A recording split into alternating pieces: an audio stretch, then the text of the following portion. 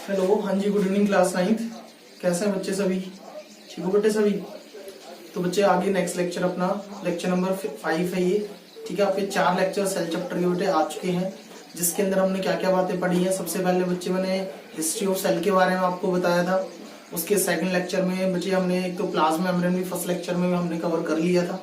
ठीक है, फिर सेकंड लेक्चर में बेटे हमने न्यूक्लियस के बारे में जाना था, सेल वॉल के बारे में जाना था। ठीक है, तो उनको अच्छे से रिवाइज करते रहा करो। जब भी नेक्स्ट लेक्चर देखो ना तो बेटे पहले वाले 4 लेक्चर्स को एक बार थियोरेटिकली आप रिवाइज कर लिया करो नोट्स के अंदर से, ताकि वो स्टोरी बनी रहे। ठीक है, क्योंकि वो पहले वाले लेक्चर्स की कुछ बातें हैं जो यहाँ पर भी काम आती है नेक्स्ट वाले लेक्चर में। ठीक है, तो उनको रिवाइज करके फिर नेक्स्ट वाला देखा करो, एक बार हल्का हल्का देख लिया करो नोट्स के अंदर से कि लास्ट क्लास में क्या पढ़ाया था सर ने। ठीक है, अच्छा बेटे नेक्स्ट उसके बाद देखो हमने सेल ऑर्गेनेलिज्म वाला टॉपिक स्टार्ट किया था, है ना। सेल ऑर्गेनेलिज्म मैंने आपको बताया था सर, लिटिल ऑर्गन्स होते हैं जो सेल के अंदर डिफरेंट डिफरेंट फंक्शंस करते हैं। तो पहली सेल ऑर्गेनेली कौन सी बताई थी? एंडोप्लाज्मिक रेटिकुलम बताई थी मैंने। और सेकंड सेल ऑर्गेनेली क्या बताई थी सर? Golgi apparatus. थर्ड क्या बताई थी सर? लाइसोसोम्स। फोर्थ क्या थी सर? माइटोकॉन्ड्रिया। फिफ्थ क्या थी सर? प्लास्टिड्स। और सिक्स्थ क्या थी सर? वैक्यूल्स। ठीक है, तो ये कुछ सेल ऑर्गेनेलीज बेटे हमने 6 सेल ऑर्गेनेलीज आपको बताई थी। अब बेटे वो जो सेल ऑर्गेनेलीज थी मैंने बताया था वो सेल के अंदर कहाँ प्रेजेंट होती है? सबकी सब साइटोप्लाज्म में प्रेजेंट होती है, और सबके बाहर से क्या होती है? एक मेम्ब्रेन की कवरिंग होती है, ताकि साइटोप्लाज्म वाला फ्लूइड उनके अंदर एंटर ना कर जाए। ठीक है, दूसरी इंपॉर्टेंट बात बच्चे, एंडोप्लाज्मिक रेटिकुलम के मैंने आपको फंक्शंस बताए थे। क्या बताए थे सर? कि एंडोप्लाज्मिक रेटिकुलम बेटे उसका स्ट्रक्चर पढ़ना होता है पहले, तो फिर उसके फंक्शन पढ़ने होते हैं। एक तो पहली बात वो दिखने में कैसी है, दूसरी बात उसके फंक्शंस क्या है, वो क्या ऐसे स्पेसिफिक फंक्शन परफॉर्म करती है सेल के अंदर, वो सारी बातें थी। ठीक है, तो मैंने आपको बताया था सर एंडोप्लाज्मिक रेटिकुलम के बारे में। तो इट इज क्या होता है? It is a network. वो एक नेटवर्क फैला हुआ था किनका? Membrane mount tubes and sheets का। ठीक है, और काम क्या करती थी सर? वो serves as a transporting channel. वो एक जगह से दूसरी जगह पर मटेरियल को सेल के अंदर एक पार्ट से दूसरे पार्ट में ले जाने में मदद करती थी, उनको ट्रांसफर करती थी एक जगह से दूसरी जगह, ट्रांसपोर्टेशन का काम था उसका। ठीक है, अब दूसरी बात समझना, एंडोप्लाज्मिक रेटिकुलम कितने टाइप्स के थे सर? 2 टाइप्स के, एक आरईआर था, एक एसईआर था। आरईआर मतलब रफ एंडोप्लाज्मिक रेटिकुलम, एसईआर मतलब smooth endoplasmic reticulum. RER rough क्यों था बेटे? क्योंकि उसके सरफेस पर स्मॉल डॉट लाइक स्ट्रक्चर्स क्या थे? Yellow dot like structures, ribosomes, जो क्या बनाते हैं? प्रोटीन्स फॉर्मेशन करते थे। ये बात समझ में आ गई थी। एसईआर क्या काम करता था सर? वो बनाता था फैट्स एंड लिपिड्स। फिर मैंने आपको एक बहुत ही इंपॉर्टेंट लास्ट क्लास में डेफिनेशन समझाई थी सर, मेम्ब्रेन बायोजेनेसिस।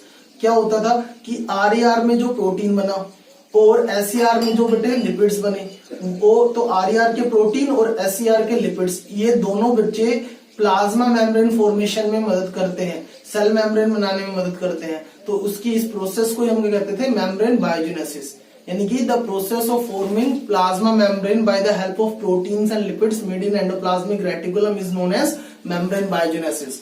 ठीक है, तो सारी बातों के साथ बच्चे अब नेक्स्ट लेक्चर देखो, अब हमने सेकंड सेल ऑर्गेनेल पढ़नी थी, वो क्या थी सर? Golgi apparatus. ठीक है, और थर्ड भी आज ही हम कंप्लीट करेंगे। थर्ड क्या थी सर? लाइसोसोम्स। तो सेकंड के ऊपर फोकस करते हैं बच्चे। पहले सेकंड सेल ऑर्गेनेल है अपने पास गोल्गी अपरेटस। तो गोल्गी अपरेटस कैसी होती है? सबसे फिर से वही बात, पहले हम क्या जानेंगे? स्ट्रक्चर के बारे में, फिर हम क्या जानेंगे? इसके फंक्शन के बारे में, कि इसका फंक्शन क्या है। ठीक है, ये दोनों बातें हम पढ़ेंगे बारी बारी से। तो पहले स्ट्रक्चर के बारे में जानते हैं सर, गोल्गी अपरेटस दिखने में कैसी होती है। तो देखो ये बात तो आपको सर पता ही है, क्या कि मान लीजिए ये हमारे पास सेल है। अब सेल के अंदर यहाँ पर क्या प्रेजेंट होता था सर? ये साइटोप्लाज्म प्रेजेंट होता था, और सेंटर में क्या प्रेजेंट होता था सर? डबल लेयर का एक न्यूक्लियस प्रेजेंट होता था। अब ये सेल ऑर्गेनेल सबकी सब कहाँ प्रेजेंट होती है? साइटोप्लाज्म में प्रेजेंट होती है। तो ये जो साइटोप्लाज्म में प्रेजेंट होती है सेल ऑर्गेनेल, ये दिखने में कैसी है? तो दिखने में देखो, मैं यहाँ पर थोड़ा न्यूक्लियस को मैं और छोटा बना देता हूँ, न्यूक्लियस का हमारा काम नहीं है। तो बच्चे ये साइटोप्लाज्म के अंदर गोल्गी अपरेटस दिखने में है कैसी है? तो बच्चे मैं देखो आपको बताता हूं, ये दिखने में कुछ इस प्रकार से,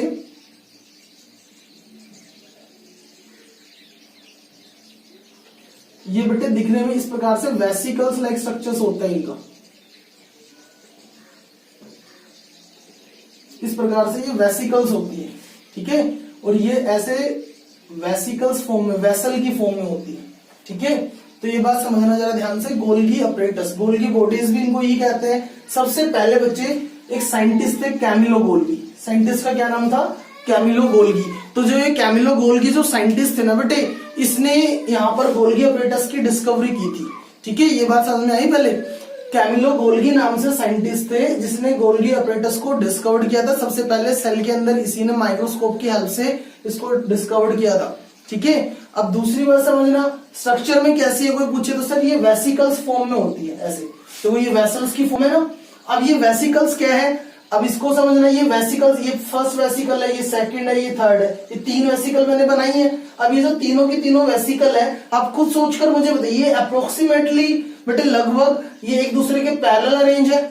कैसे अरेंज है, पैरेलल है, एक के ऊपर एक जस्ट पैरेलल अरेंज है। ठीक है, तो जब ये वेसिकल्स पैरेलल अरेंज होती है ना, ठीक है, और ये एक स्टैक की फॉर्म में है। कैसे अरेंज है, ये पैरेलल तो है, साथ में बेटे ये स्टैक STAC की स्टैक की फॉर्म में प्रेजेंट है। जैसे मैं आपको बताता हूं स्टैक का मतलब क्या होता है। फॉर एग्जाम्पल बेटे देखना जरा ध्यान से, एक बात समझना। फॉर एग्जाम्पल जैसे मेरे पास ये सबसे पहले बेटे मैंने एक बुक ली। ठीक है, अब ये बुक मैंने अपने हाथ के ऊपर रखी हुई है, सबसे पहले ये बुक रखी मैंने। अब उस बुक के ऊपर मैंने क्या रखी है, फाइल रखी है, ये देखो। ठीक है, अब मुझे एक बात बताना, मैंने बाद में कौन सी वाली ऑब्जेक्ट रखी थी, फाइल को मैंने बाद में प्लेस किया था। तो जब मैं इनको यहां से बाहर निकाल लूंगा तो सबसे पहले क्या निकालूंगा, इस फाइल को ऊपर से उठाऊंगा और फिर बाद में किसको उठाऊंगा, बुक को उठाऊंगा। लेकिन सबसे पहले मैंने रखा किसे था, बुक को, और उठाया क्या सबसे बाद में मैंने बुक को। समझ में आई बात, यानी कि जो मैंने लास्ट में फाइल को जो रखा था ना, जब मैं इनको वापस से उठाने लगा, यहां से इसको वापस से डिस्प्लेस करने लगा, तो मैंने फाइल को सबसे पहले उठाया, जबकि फाइल को मैंने सबसे बाद में प्लेस किया था। लेकिन जब इनको रिमूव करेंगे तो सबसे पहले क्या उठेगी, ऊपर से फाइल उठेगी। यानी कि जो लास्ट में मैंने अंदर डाला था, जो लास्ट में मैंने हाथ में प्लेस किया था, लास्ट में जो इन किया था मैंने अंदर, उसको सबसे फर्स्टली मुझे क्या करना पड़ेगा, आउट करना पड़ेगा। तो लास्ट में डाला था और सबसे हटाते टाइम सबसे पहले मैंने इसको रिमूव किया। इस फॉर्म को ही हम क्या कहते हैं, स्टैक फॉर्म। इस फॉर्म को क्या कहते हैं बेटे, हम स्टैक फॉर्म कहते हैं। यानी कि जिस ऑब्जेक्ट को हम सबसे लास्ट में इन वेसल्स में फिल करेंगे। देखो एक सिंपल भाषा में बात समझना, वेसल्स है ये। वेसल हम किसे कहते हैं, जिसके अंदर हम किसी भी ऑब्जेक्ट को, कोई लिक्विड मटेरियल को या सॉलिड मटेरियल को, ऑब्जेक्ट्स को हम स्टोर करके रखते हैं। जैसे हमारे घर के अंदर भी बेटे कुछ वेसल्स होते हैं, मम्मी डब्बे बना के रखती हैं, या फिर कोई स्टील का, आयरन का वेसल है, आपने सुना होगा आयरन के वेसल्स होते हैं, तो उनके अंदर क्या करते हैं, हम चीजों को स्टोर करते हैं। तो इसका काम भी यही है। गोल्गी अपरेटस का फंक्शन क्या है, कोई पूछे तो गोल्गी अपरेटस का फंक्शन यही है, क्योंकि ये वेसिकल्स फॉर्म में, तो वेसल्स के अंदर से हमें बात याद आई, सर वेसल्स में तो क्या करते हैं, स्टोर करते हैं चीजों को। स्टोरेज एरिया वो हमारा, उसमें किसी भी ऑब्जेक्ट को, लिक्विड को, खाने पीने की चीजों को स्टोर करके रखते हैं। तो यही काम सेम कौन करती है, हमारे पास गोल्गी अपरेटस करता है। लेकिन जब हम इन वेसिकल्स के अंदर मटेरियल को स्टोर करेंगे, तो ये वेसिकल्स बेटे आपस में एक दूसरे से ऐसे कनेक्ट होती है, हल्की सी इनकी मेम्ब्रेन ऐसे ये आपस में क्या होती है, ऐसे कनेक्ट होती है एक दूसरे से ऐसे। तो अब मुझे बताना जरा, कोई भी मटेरियल जो मैंने ऊपर से यहां से डाला है इसके अंदर, तो सबसे पहले कहां जाके स्टोर होगा, सबसे नीचे वाले में, सबसे पहले नीचे वाला फिलअप होगा, फिर ये जब फुल हो जाएगा तो उसके बाद ये इससे ऊपर वाला फुल होगा, फिर जब ये फुल हो जाएगा तो उसके बाद ये वाला फुल होगा। और जब मैं इनको बाहर निकालूंगा, ऊपर से इनको रिमूव, इस मटेरियल की मुझे जब यूज होगी, सेल को यूज होगा, तो ये सेल इनको रिमूव करेगा बाहर से, तो सबसे बाहर से निकलेगा ना, तो सबसे पहले कौन सा मटेरियल निकलेगा, जो सबसे बाद में आया था, ऊपर वाला। ठीक है, तो लास्ट में जो डाला था अंदर, जो वो सबसे ऊपर फील्ड है, वो सबसे पहले रिमूव होगा। तो इसी फॉर्म को कहते हैं सर स्टैक फॉर्म। तो इसके स्ट्रक्चर के बारे में समझो। पहली चीज sir, they are membrane bound vesicles. Membrane तो इनके बाहर है ही, ताकि साइटोप्लाज्म अंदर ना एंटर कर जाए। सभी सेल ऑर्गेनली क्या होती है, मेम्ब्रेन बाउंड होती है। इतनी बात समझ में आई। दूसरी बात, ये सबकी सब मेम्ब्रेन बाउंड होती है। ठीक है, पहली चीज। दूसरा, फॉर्म कैसी है सर, वेसिकल्स फॉर्म में होती है। कैसी फॉर्म में होती है, वेसिकल्स। देखो ये लिखा हुआ, ये बेटे एक सिस्टम होता है। किसका सिस्टम होता है, मेम्ब्रेन बाउंड। मेम्ब्रेन बाउंड क्या है, ये वेसिकल्स है। मेम्ब्रेन बाउंड क्या है, वेसिकल्स। और कैसे अरेंज है ये, पैरेलल। तो अरेंज्ड अप्रोक्सीमेटली, लगभग कैसे अरेंज है सर, ये पैरेलल अरेंज है। देखो लिखा हुआ मैंने, देखो रटना नहीं पड़ेगा, इसको ऐसे लर्न करो। सर सभी सेलों में मेम्ब्रेन बाउंड तो होती है। ठीक है, पहली चीज तो ये होगी sir, system of membrane bound. कैसी शेप थी, वेसिकल शेप में थे। कैसे अरेंज है सर, पैरेलल अरेंज है, ये पैरेलल टू ईच अदर, एक दूसरे के पैरेलल अरेंज है। किस फॉर्म में अरेंज है, in the form of stack. In the form of stack. और जब ये स्टैक की फॉर्म में अरेंज हो गई है ना बेटे, जब एक के बाद एक वेसल है, तो ये देखो, आपको नहीं लगता दिखने में ये हमारे पास एक सिस्टम बन गया, एक टैंक लाइक स्ट्रक्चर बन गया है, जिसमें स्टोरेज किया जा सकता है काफी सारा सामान या ऑब्जेक्ट्स को, या फिर इसके फूड मटेरियल को। ठीक है, प्रोटीन्स को, विटामिन को, यहाँ पे ये सेल क्या करता है, स्टोर कर लेता है अपने अंदर। ठीक है, तो ये बात समझ में आई। तो इसलिए बोलते sir in the form of stack, और इस पूरे स्टैक को, इस पूरे सिस्टम को फिर हम क्या नाम दे देंगे, सिस्टम। सिस्टम हम इसी को कहते हैं। जैसे कि आपके पेपर में आपने 9th क्लास में बच्चे आप आगे चल के मैथ्स में भी पहले भी पढ़ के आए आप लोग, surface area and volume chapter जब पढ़ते थे तो वो कहता था sir A system is in the form of cylinder, A cylindrical system. यानी कि सिलेंड्रिकल सिस्टम का मतलब क्या होगा, एक सिलेंड्रिकल वेसल है पूरी बड़ी, ठीक है, तो इसलिए उसको नाम दे देते हैं सिस्टम, वो टैंक लाइक स्ट्रक्चर बस, ठीक है। तो बोलो स्ट्रक्चर के बारे में बात क्लियर हुई बेटे। स्ट्रक्चर कैसा बताया मैंने सर, ये system of membrane mount vesicles that vessels are arranged parallel to each other in the form of, कैसे अरेंज है, स्टैक की फॉर्म में। स्टैक का मतलब क्या है कि जो मटेरियल हम सबसे लास्ट में फिल करते हैं, जब उसको बाहर निकालना होता है मटेरियल को, तो सबसे पहले वही बाहर निकलेगा जो सबसे लास्ट में डाला था, क्योंकि वो सबसे ऊपर है, ठीक है। नेक्स्ट चीज कैसे अरेंज है, in the form of stack known as system. अब बेटे अब इसके जरा फंक्शन समझना, मैं आपको बताता हूँ। लास्ट क्लास में एंडोप्लाज्मिक रेटिकुलम पढ़ा था।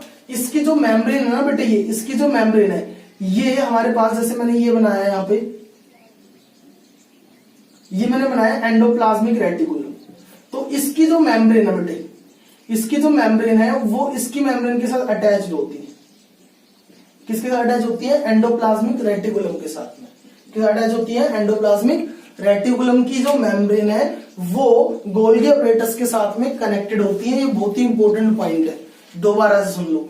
एंडोप्लाज्मिक रेटिकुलम मेम्ब्रेन्स आर ओफनली, ज्यादातर बेटे कनेक्ट होती हैं, किसके साथ में कनेक्टेड होती हैं, वो गोल्गी अपरेटस की मेम्ब्रेन्स के साथ, इन वेसल्स के साथ में, ठीक है। इसका फायदा हमें क्या होगा, बहुत ध्यान से समझना भी ये बात बच्चे, क्या फायदा होगा।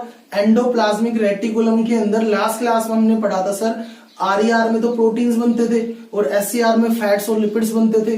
तो जो भी चीजें एंडोप्लाज्मिक रेटिकुलम फॉर्म करता था अपने सरफेस के ऊपर, जो राइबोसोम्स उसके सरफेस के ऊपर थे, वो उन्होंने प्रोटीन बनाया था, एससीआर ने फैट्स एंड लिपिड्स बनाए थे। तो फैट, प्रोटीन्स, लिपिड्स, जो भी चीजें एंडोप्लाज्मिक रेटिकुलम के अंदर सिंथेसाइज्ड होती हैं, फॉर्म्ड होती हैं बेटे, वो उन चीजों, वो सभी की सभी चीजें एंडोप्लाज्मिक रेटिकुलम के में बनती है, और यहां बनने के बाद इस गोल्गी अपरेटस की इन वेसिकल्स में आकर स्टोर हो जाती है। दोबारा सुन लो, जो चीजें fats, proteins, lipids endoplasmic reticulum के अंदर फॉर्म्ड हुई थी, वो सब प्रोटीन्स, फैट्स, लिपिड्स, वो बेटे यहां बनने के बाद, एंडोप्लाज्मिक रेटिकुलम में बनने के बाद, वो कहां आकर स्टोर हो जाते हैं, इन वेसिकल्स के अंदर आकर स्टोर हो जाते हैं। वेसिकल्स कौन है, ये गोल्गी बॉडीज में, गोल्गी अपरेटस में आकर क्या हो जाते हैं, स्टोर हो जाते हैं। तो आप मुझे बताइए सर, इन वेसिकल का सबसे मेन फंक्शन क्या है। सर इसके फंक्शन के बारे में जान लेते हैं। ये तो मैंने पॉइंट बताया sir, connected with the membrane of ER, कि Golgi apparatus is connected with the membranes of endoplasmic reticulum. अब इनके मेन फंक्शन के बारे में समझना जरा, कि फंक्शंस क्या है गोल्गी अपरेटस के। पहला फंक्शन आप लोग समझ चुके हैं सर, क्या, स्टोरेज का काम करते हैं। जो भी मटेरियल सिंथेसाइज्ड हुआ एंडोप्लाज्मिक रेटिकुलम में, जो भी मटेरियल फॉर्म हुआ, वो सबसे पहले कहां स्टोर हो जाएगा, गोल्गी अपरेटस में। सबसे पहले कहां स्टोर हो जाएगा, गोल्गी। तो इसका काम क्या है sir, it helps in storage. किस में मदद करता है, ये स्टोरेज करने में। दूसरा काम क्या है, स्टोरेज के बाद सर ये मॉडिफिकेशन भी करता है। क्या करता है, ये मॉडिफिकेशन भी करता है, ठीक है। मॉडिफिकेशन का मतलब क्या होता है, एक बार जरा मैं इसको रब कर रहा हूं बेटे, यहां से किसी को ये नोट डाउन कर रहा हूं तो पॉज करके केवल डायग्राम को रब कर रहा हूं बस, ठीक है। देखो जरा बेटे, देखना, ये एक प्रोटीन का मॉलिक्यूल है, ठीक है भाई। ये अपने पास एक प्रोटीन का मॉलिक्यूल था, ये अपने पास बेटे एक फैट मॉलिक्यूल था, ठीक है। मैं आपको मॉडिफिकेशन का मतलब समझा रहा हूं। जब ये प्रोटीन और ये फैट, इन दोनों के मॉलिक्यूल जब बेटे गोल्गी अपरेटस वाली वेसिकल्स में जाकर स्टोर हो जाते हैं, एंडोप्लाज्मिक रेटिकुलम में बने थे लेकिन स्टोर कहां हुए थे, गोल्गी अपरेटस में स्टोर हुए थे। तो जब ये स्टोर हो जाएंगे ना, स्टोरेज वाला काम खत्म हो जाएगा, उसके बाद ये प्रोटीन और फैट, इन दोनों के मॉलिक्यूल्स आपस में कनेक्ट हो जाते हैं। कैसे कनेक्ट हो जाते हैं, ये दिख रहा है। अब देखना, ये फैट मॉलिक्यूल धीरे धीरे जाएगा यहां से, और ये जाकर के फैट मॉलिक्यूल, देखना अब ये फैट मॉलिक्यूल जाकर के इस प्रोटीन वाले मॉलिक्यूल के साथ अटैच हो गया। ऐसे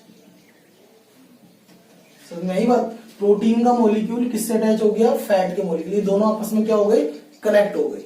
बोलिए ये बात क्लियर हुई। तो जब ये दोनों आपस में कनेक्ट हो गए बेटे, ठीक है, तो इसका मतलब ये एक नया मॉलिक्यूल बन गया। प्रोटीन और फैट मिलाकर क्या बना लेंगे, एक नया कॉम्प्लेक्स कंपाउंड बना लेंगे, ठीक है। इसको कहते हैं मॉडिफिकेशन होना। जैसे आप कहते हैं सर मैंने अपनी कार मॉडिफाई करवा ली, बाइक मॉडिफाई करवा ली, ठीक है, तो उनका मॉडिफिकेशन मतलब क्या होता है, उनमें कुछ चेंजेस आ जाना, कुछ और एडवांस चीजें हो जाना, कुछ और कॉम्प्लेक्स, हमने काफी सारी चीजें और नहीं लगवा ली उसमें। तो ऐसे ही सेम क्या होता है, जब प्रोटीन फैट लिपिड्स जाकर स्टोर हो जाते हैं किसमें, गोल्गी अपरेटस में, तो वहां जो वो स्टोर रहते हैं ना, तो वो आपस में एक दूसरे के साथ कनेक्ट हो जाते हैं, आपस में रिएक्ट कर जाते हैं एक दूसरे के साथ और नए कंपाउंड्स की फॉर्मेशन कर लेते हैं। इसी प्रोसेस को बेटे मॉडिफिकेशन कहते हैं। पूछेगा कोई नहीं आपसे, लेकिन जस्ट मैंने समझाने के लिए बताया मॉडिफिकेशन का मतलब क्या है। आपने केवल ये बात ध्यान रखनी है, ये जो मैंने लिखी हुई है, क्या पहला फंक्शन क्या है गोल्गी अपरेटस का, स्टोरेज का। दूसरा फंक्शन क्या है सर, मॉडिफिकेशन का। स्टोरेज के बाद क्या कर देता है, मॉलिक्यूल्स को मॉडिफाई। और तीसरा क्या फंक्शन है, पैकेजिंग। अब जब ये नए कंपाउंड बन गए तो इनको क्या कर लेगा, वो अच्छे से पैक्ड कर लेगा। पैकिंग की क्या जरूरत पड़ी बेटे, आप स्कूल जाते हैं तो आप अपने जितनी भी नोटबुक्स वगैरह थी, ठीक है, जो भी नोटबुक, जो भी जिस भी सब्जेक्ट के आज लेक्चर होंगे आपके, अब उन सब नोटबुक को अपने बैग के अंदर पैक करते हो और फिर लेके जाते हो ना, तो सेम वही कहानी ये करता है।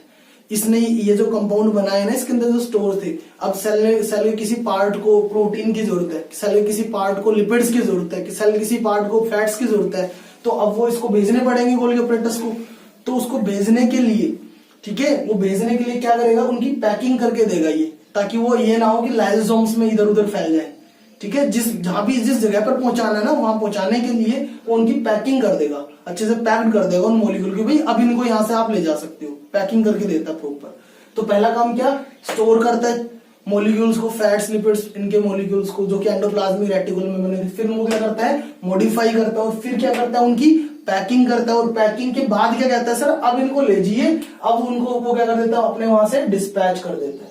फिर क्या कर देता है, उनको डिस्पैच कर देता है। डिस्पैच कहां कर देता है, कोई पूछे तो कहां के लिए डिस्पैच कर देता है। जैसे आपके आप मिंत्रा से, फ्लिपकार्ट से कोई भी ऑर्डर करते हैं तो वहां पे लिखा आता है ना कि sir your order will be dispatched shortly, ऐसे लिखा आता है। या फिर वो कहते हैं सर आपका ऑर्डर जो है ना वो यहाँ से डिस्पैच हो चुका है, ठीक है।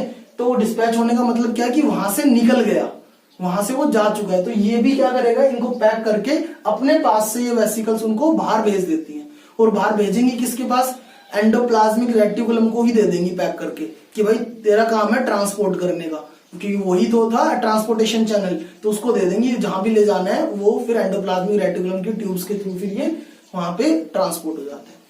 ये बात समझ में आ गई। तो पहला काम क्या बताया मैंने, स्टोरेज का, दूसरा मॉडिफिकेशन का, तीसरा पैकिंग का।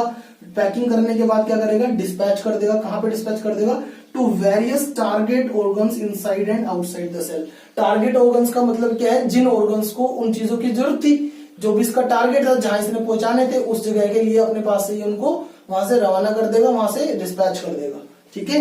अच्छा, एक तो ये फंक्शन हो गया सर बहुत important, storage, modification, packing and then dispatch to various target organs inside and outside the cell। अब फिफ्थ फंक्शन क्या है सर इसका, सर ये तो सिंपल शुगर है। आप ही मुझे बताओ, ये प्रोटीन का मॉलिक्यूल बेचारा बड़ा सिंपल सा था, जब इसके बाद फैट आके जुड़ गया तो कॉम्प्लेक्स हो गया और बड़ा कंपाउंड बन गया। ऐसे सेम ये काम करता है, ये सिंपल शुगर के मॉलिक्यूल्स को कन्वर्ट कर देता है कॉम्प्लेक्स शुगर में। बस ये सिंपल से याद रखना है कि simple sugar can also be converted into complex sugar into कहां पर, गोल्गी अपरेटस में, ठीक है। अब नेक्स्ट एक और इंपॉर्टेंट फंक्शन सर, लाइसोसोम्स, ठीक है। जो लाइसोसोम्स होते हैं ना, पहले मैं ये वाले ऑर्गन पढ़ाऊंगा, फिर ये सिक्स फंक्शन आपको मैं समझाऊंगा, ये अभी मैं छोड़ रहा हूं। पहले ये वाला पढ़ के फिर इसको पढ़ेंगे, सिक्स फंक्शन क्या है गोल्गी अपरेटस का, ठीक है। पहले लाइसोसोम्स पढ़ लेते हैं। गोल्गी अपरेटस समझ में आ गया अच्छे से, पक्का। क्या होते हैं सर, मेम्ब्रेन बाउंड वेसिकल्स, कैसे अरेंज होते हैं, पैरेलल टू ईच अदर, किस फॉर्म में, इन the form of stack. Stack की फॉर्म को क्या कहते हैं, सिस्टर्न, ठीक है। काम क्या था सर, सबसे पहला बोलो जल्दी से, सबसे पहला काम क्या था, स्टोरेज का। दूसरा काम क्या था, मॉडिफिकेशन का। तीसरा काम क्या था, पैकेजिंग का। फोर्थ काम क्या था, dispatch to various target organs inside and outside the cell. और दूसरा फंक्शन क्या बताया, simple sugar can also be converted into complex sugar, ठीक है। अब नेक्स्ट फंक्शन बाद में बताऊंगा, पहले लाइसोसोम्स पढ़ लेते हैं। लाइसोसोम्स के फिर से वही बात, ये अपने पास बेटे थर्ड सेल ऑर्गेनेली है। अब इसके स्ट्रक्चर के बारे में जरा समझना, ये दिखने में कैसी है, ठीक है। इसका स्ट्रक्चर समझना। इस प्रोटीन और फैट वाले को बेटे मैं रब कर रहा हूं, इसको समझो बेटे। ये क्या होते हैं, जैसे ये अपने पास सेल है, ठीक है। अब इस सेल के अंदर कुछ इस प्रकार से ऐसे, ठीक है। मैं न्यूक्लियस वगैरह को नहीं दिखा रहा, ठीक है, मैं केवल लाइसोसोम्स को बता रहा हूं पहले। अब सेल के अंदर ये साइटोप्लाज्म मान लेते हैं, न्यूक्लियस को यहाँ होगा, ठीक है, न्यूक्लियस को छोड़ दो। न्यूक्लियस को मैं दिखा ही नहीं रहा, डायग्राम को सिंपल रखने के लिए मैं न्यूक्लियस को नहीं दिखा रहा, केवल मैंने लाइजोम दिखाया। ये ऐसे ना सैक लाइक स्ट्रक्चर्स होते हैं। कैसे होते हैं? Sac like structures, round shape में होते हैं, फ्लेक्सिबल ऐसे, ठीक है। तो ये सैक लाइक स्ट्रक्चर्स है बेटे। अब इनके अंदर क्या प्रेजेंट होते हैं? एंजाइम्स। क्या प्रेजेंट होते हैं इनके अंदर? एंजाइम्स प्रेजेंट होते हैं। आप पूछोगे सर एंजाइम्स क्या होते हैं, है ना? तो बेटे सिंपल सी बात समझना, प्रोटीन से एंजाइम बनते हैं, प्रोटीन्स से ही क्या बनते हैं? एंजाइम्स, ठीक है। और प्रोटीन से एंजाइम बनेंगे कैसे? जब वो प्रोटीन गोल्गी अपरेटस में जाकर स्टोर हो जाता है ना, तो वहां पर फिर उस प्रोटीन के साथ में और कंपाउंड जुड़ते थे, मैंने बताया था मॉडिफिकेशन होता था, तो उनको मॉडिफाई करके एंजाइम में कन्वर्ट कर लेते हैं। कुछ प्रोटीन मॉडिफाइड होकर के किस में कन्वर्ट हो जाते हैं? कुछ सारे नहीं होते, कुछ प्रोटीन मॉडिफाई होके किस में कन्वर्ट हो जाएंगे? एंजाइम्स में। तो आप मुझे बताओ, ये जो लाइसोसोम्स हैं, जो ये सैक लाइक स्ट्रक्चर्स हैं, इनके अंदर क्या भरे होते हैं? एंजाइम्स। ये एंजाइम्स कहां से आए? कोई पूछे तो आपसे, ये एंजाइम्स प्रोटीन से बने। प्रोटीन से कैसे बन गए भाई एंजाइम्स? किसने बनाए सर? गोल्गी अपरेटस ने बनाए। किसने बनाए? गोल्गी अपरेटस ने। इसका मतलब क्या हुआ कि लाइसोसोम्स की फॉर्मेशन करने के लिए कौन हेल्प करता है? गोल्गी अपरेटस हेल्प करता है, क्योंकि एंजाइम्स तो वही देता है लाइसोसोम्स को बनाकर, ठीक है। तो ये बात समझना जरा, formation of lysosomes, formation of lysosomes कौन करता है? गोल्गी अपरेटस, ठीक है। कैसे? प्रोटीन को किस में कन्वर्ट कर देता है? ये एंजाइम्स के अंदर कन्वर्ट कर देता है, क्योंकि कहां होता है वो? गोल्गी अपरेटस में, ड्यूरिंग मॉडिफिकेशन, ठीक है। अब नेक्स्ट यहाँ पे आ जाओ। अब इसका स्ट्रक्चर तो आपने पढ़ लिया सर, कैसा होता है? Membrane bound sac filled with digestive enzymes. ये मेम्ब्रेन बाउंड सैक होते हैं, और उन सैक के अंदर, अब मैं पूरा एक है ना केवल लाइसोसोम्स बना के बता रहा हूं आपको, यहाँ पे देखना जरा। ये अपने पास बेटे लाइसोसोम है, ठीक है। अब ये जो लाइसोसोम्स है ना, इसके अंदर क्या प्रेजेंट होते हैं सर? डाइजेस्टिव एंजाइम्स प्रेजेंट होते हैं, ठीक है भाई। ये डाइजेस्टिव एंजाइम इसके अंदर प्रेजेंट है, ठीक है। इन डाइजेस्टिव एंजाइम्स का काम क्या होता है सर? ये मटेरियल को क्या करते हैं? डिकम्पोज करते हैं। डिकम्पोज करने का मतलब क्या होता है? ब्रेक इनटू स्मॉलर पार्टिकल्स, ठीक है। यानी कि स्मॉलर पार्टिकल्स में उनको कन्वर्ट करना, ये काम होता है, ठीक है। समझना जरा, मैंने क्या बताया कि ये एक प्रकार से, देखना जरा, सुनना, ये सेल के अंदर है ना बेटे, वेस्ट को डिस्पोज करने का सिस्टम है। बस सेल के अंदर जो भी वेस्ट इकट्ठा होता है ना सेल के अंदर, क्योंकि सेल के अंदर भी बहुत सारी केमिकल रिएक्शंस होती हैं, तो उनसे वेस्ट मटेरियल भी प्रोड्यूस होता होगा, ठीक है, सेल के अंदर। तो वो जो वेस्ट मटेरियल है ना, वो सारा का सारा धीरे धीरे ये लाइसोसोम्स है ना, उसको अपने अंदर ले लेते हैं, अपने अंदर एब्जॉर्ब कर लेते हैं। सेल के वेस्ट मटेरियल को लाइसोसोम्स अपने अंदर क्या कर लेते हैं? इनहेल कर लेते हैं, अपने अंदर एब्जॉर्ब कर लेते हैं, ठीक है। फिर उस मटेरियल को डाइजेस्ट मतलब उस वेस्ट मटेरियल को धीरे धीरे छोटे छोटे पीसेस में डिवाइड करेंगे और उसको फिर खत्म कर देंगे, बिल्कुल बिल्कुल डिस्ट्रॉय कर देंगे उस वेस्ट मटेरियल को। तो आप कहेंगे सर ये तो एक प्रकार से क्या है? सेल के लिए वेस्ट को डिस्पोज करने का सिस्टम है, waste disposal system of cell. पहला फंक्शन किसका? लाइसोसोम्स का। अब दूसरी बात समझना, और क्या काम करता है बेटे? बाहर से कोई एक बड़ा फूड पार्टिकल आया, ये ठीक है सर, ये बहुत ही बड़ा फूड पार्टिकल था। अब जैसे ये इसमें एंटर करेगा लाइसोसोम में, ये जो फूड पार्टिकल था ना, ये धीरे धीरे ऐसे छोटे छोटे पार्टिकल्स में ब्रेक हो जाएगा ऐसे, ठीक है। बड़े पार्टिकल को किसमें ब्रेक कर देंगे? छोटे छोटे पार्टिकल। कौन कर देंगे? ये डाइजेस्टिव एंजाइम्स। डाइजेस्टिव एंजाइम का काम ये होता है चीजों को डाइजेस्ट करना, ब्रेक करना, डिकम्पोज करना, स्मॉलर मॉलिक्यूल्स में कन्वर्ट करना, सिंपल पार्टिकल्स में डिवाइड करना, कुछ भी कह लीजिए आप, ठीक है। तो ये क्या काम करेगा? कोई बाहर से बैक्टीरिया एंटर कर गया, मान लीजिए सेल में गलती से, सेल की सेल मेम्ब्रेन को क्रॉस करके कोई बैक्टीरिया एंटर कर गया, तो बैक्टीरिया तो सेल के लिए क्या है? डेंजरस है, ठीक है। वो तो उसको बेटे क्या करेगा? नुकसान पहुंचाएगा, ठीक है। तो ये क्या करेगा? लाइसोसोम उसके क्या कर देगा भाई? जो भी फॉरेन पार्टिकल, जो भी बाहर से कोई भी पार्टिकल एंटर किया, जैसे कि कोई बैक्टीरिया एंटर कर गया, तो उसको क्या कर देता है? ये डाइजेस्ट कर देता है। क्या कर देता है? डाइजेस्ट। और सेल को क्या बनाता है? क्लीन द सेल, ठीक है। तो लाइसोसोम का क्या काम है? Lysosomes clean the cell by digesting foreign particles को डाइजेस्ट करें। फॉरेन पार्टिकल जैसे कि बैक्टीरिया हो गई, जैसे कोई फूड पार्टिकल एंटर किया सेल के अंदर, फूड पार्टिकल कोई ज्यादा बड़ा फूड पार्टिकल रह गया, जल्दी से डाइजेस्ट नहीं हो रहा सेल से, तो उसको ये क्या करता है? डिकम्पोज, डाइजेस्ट करने में मदद करते हैं। कौन करते हैं? Digestive enzymes. ये डाइजेस्टिव एंजाइम बहुत ज्यादा पावरफुल होते हैं, ये चीजों को बहुत जल्दी ब्रेक कर देते हैं, ठीक है।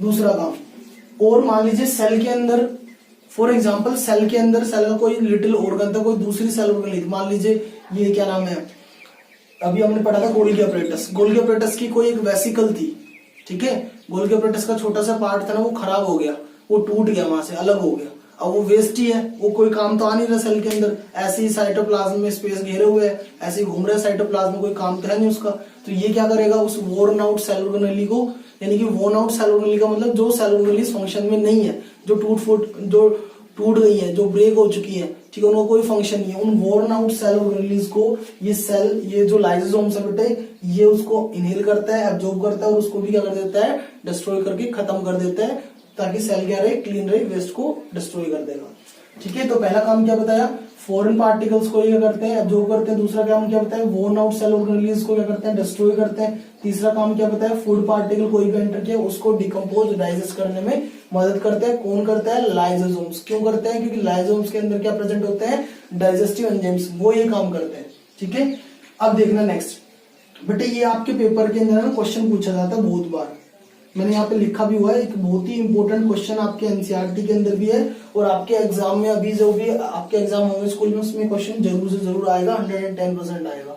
क्या है कि सर भाई lysosomes are known as suicide bags, lysosomes को सुसाइड बैग्स क्यों कहा जाता है, क्यों मैं इस लाइसोसोम्स को सुसाइड बैग मानते हैं, क्यों मानते हैं, समझ में आई बात। तो इस क्वेश्चन को मैं आपको समझाता हूँ। देखो मान लीजिए सेल है, सेल के अंदर की मान लीजिए कोई केमिकल एक्टिविटी डिस्टर्ब हो गई है, सेल के एडवर्स कंडीशंस के अंदर जो सेल था ना उसकी सारी केमिकल रिएक्शंस उलट पुलट हो गई है, मतलब वो मेटाबॉलिज्म उसकी रेट है ना वो डिस्टर्ब हो चुकी है पूरी तरीके से, और वो ढंग से काम ही नहीं कर रहा सेल, तो उस टाइम पर वो सेल बेचारा संभालने में लगा हुआ किसी तरीके से सारी एक्टिविटीज मैनेज हो जाए, लेकिन गलती से उस टाइम पर लाइसोसोम्स जो सेल के अंदर प्रेजेंट होते हैं, ये लाइसोसोम्स ये बर्स्ट हो जाते हैं, ये फट जाते हैं।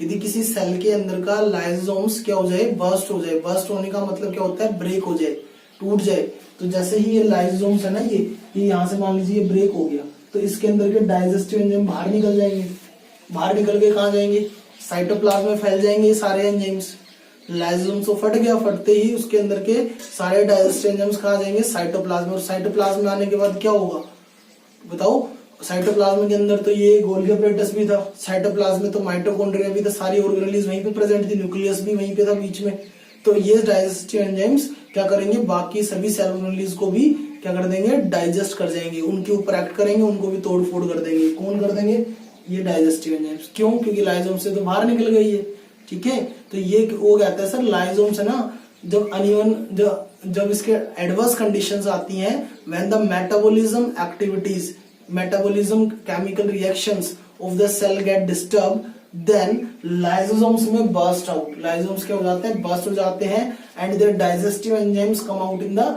लाइसोसोम साइटोप्लाज्म, ठीक है, and eat their own cell, वो अपने ही सेल के ऑर्गेनेलीज को खा जाते हैं, अपने सेल के ऑर्गेनेलीज को डिस्ट्रॉय कर देते हैं, डैमेज कर देते हैं, जिससे सेल क्या हो जाता है बेटे, भगवान को प्यारा हो जाता है, ठीक है।